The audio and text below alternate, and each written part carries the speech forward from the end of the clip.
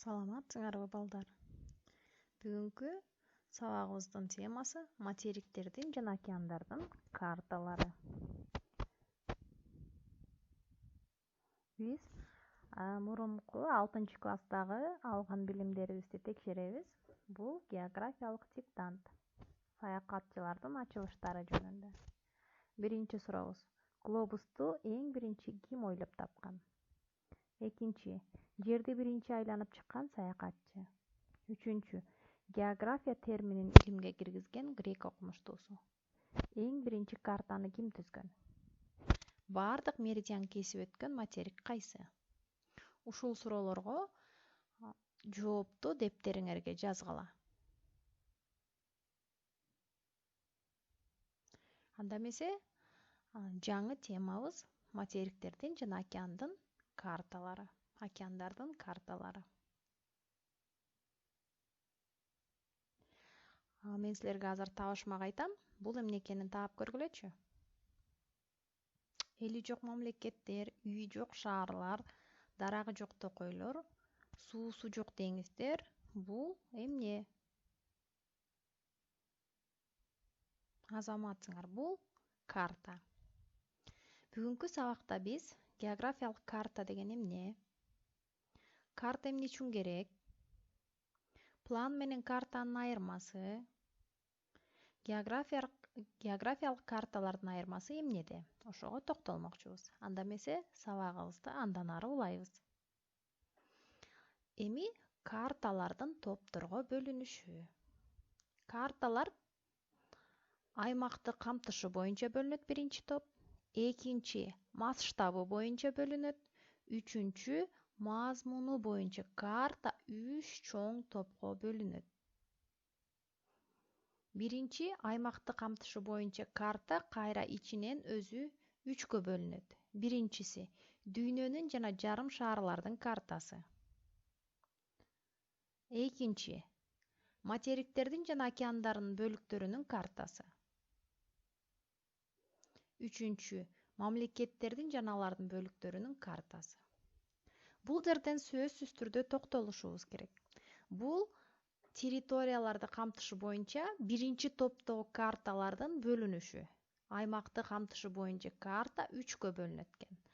Жалпы жонунан бардык карта 3 топко бөлүнөт. Аймакты камтышы боюнча, мазмуну боюнча, масштабы боюнча. Ошонун биринчи бөлүгү аймакты камтышы боюнча кайра карта ичинен 3кө бөлүнөт. Дүйнөнүн жана жарым шаарлардын, материктердин жана океандардын бөлүктөрүнүн картасы, мамлекеттердин жана алардын бөлүктөрүнүн картасы. Мисалы, дүйнөнүн жана жарым шаарлардын картасы бул жерде мамлекеттер түшүрүлүшү мүмкүн, материктер, мында бардык жердин бети түшүрүлөт.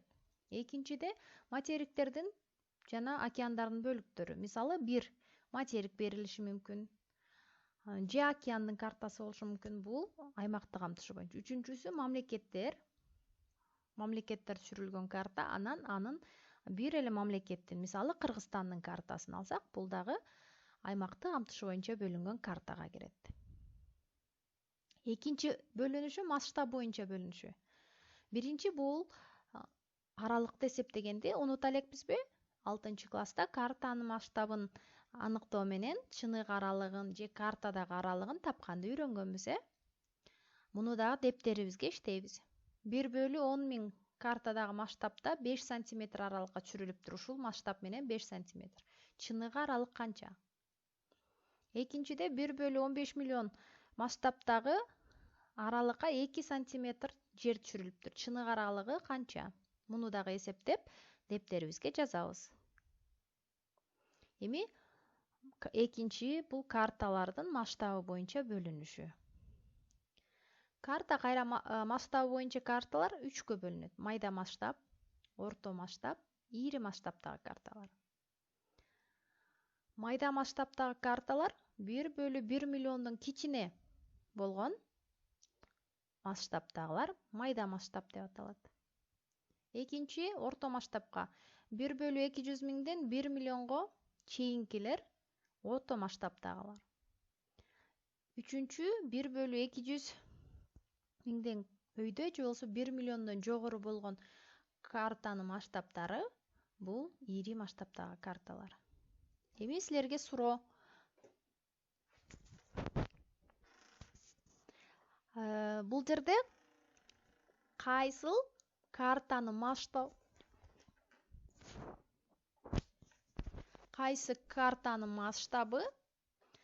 боюнча, мисалы үчүн алып карайлы. Майда масштабтагы картада географиялык объектилер чоң болобу, же ири масштабтагы картадагы географиялык объектилер чоң болобу? Кайсынысында чоң болот? Бул жерде канчалык масштабы майда болсо, географиялык объектилер ошончо чоңое баштайт. Майда масштабтагылар, мисалы үчүн, план. Биз план жердин планын, бир белгилүү жердин планын түшүргөндө 6-класста үйрөнгөнбүз, Бул кичинекей масштаб болот. Себеби ал жерде биз кичинекей масштаб менен эмне кылабыз? Көрсөтөбүз. Канчалык масштабы чоң болсо, картадагы географиялык объектилер ошончо кичирее баштайт. Түшүнүктүүбү? Мисалы үчүн, Кыргызстандын картасы 1 бөлүнгөн 1 миллион. Бул орто масштабка кирет. Себеби Кыргызстандын картасы болуп атат, Ири масштабка эмненин картасы болушу мүмкүн?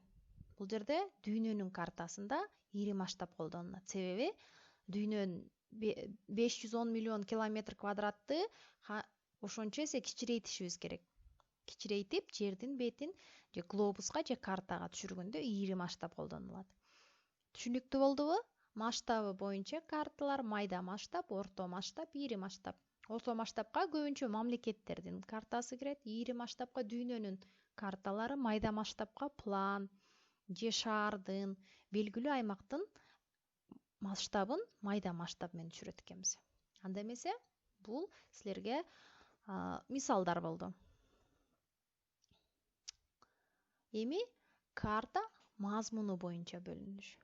Карта мазмуну боюнча экиге бөлүнөт: жалпы географиялык, анан тематикалык болуп.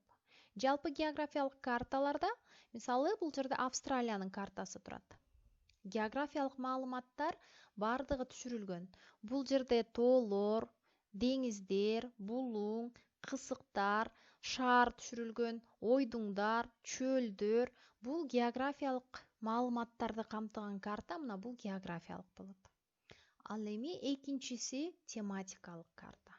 Тематика бир эле теманы камтыган карта тематикалык карта деп аталат. Мисалы үчүн, бул жаратылыш зоналарынын картасы биринчи. Экинчи бул климаттын картасы, жаан-чачындын. Үчүнчү бул калктын картасы. Бул жерде ушул темага гана тиешелүү маалыматтар камтылат. Ошол себептен тематикалык карта. Анан тематикалык картадан бир же эки, бирден ашык, эки же андан көп тема камтыган карталар да кездешет. Ал комплекстүү карта деп аталат. Мисалы үчүн, ал жерде эмне түшүрүлүшү мүмкүн? Климаты, жаан-чачындыгы түшүрүлүшү мүмкүн, агымдар түшүрүлүшү мүмкүн. Мунун бардыгы, мисалы, комплекстүү. Экиден ашык теманы камтыган карта комплекстүү карта деп аталат. Карталар ушундай болуп, 3 чоң топко бөлүнөт экен. Аймакты камтышы боюнча, масштабы боюнча, мазмуну боюнча. Эми силерге тапшырма. Муну дептерге жазабыз. Картага мүнөздөмө беребиз. Түштүк Американын картасы экен. Картада биринчи суроо: карта кандай аталат? Эмненин картасы деп айт. Анан аймакты камтышы боюнча кайсы картага кирет?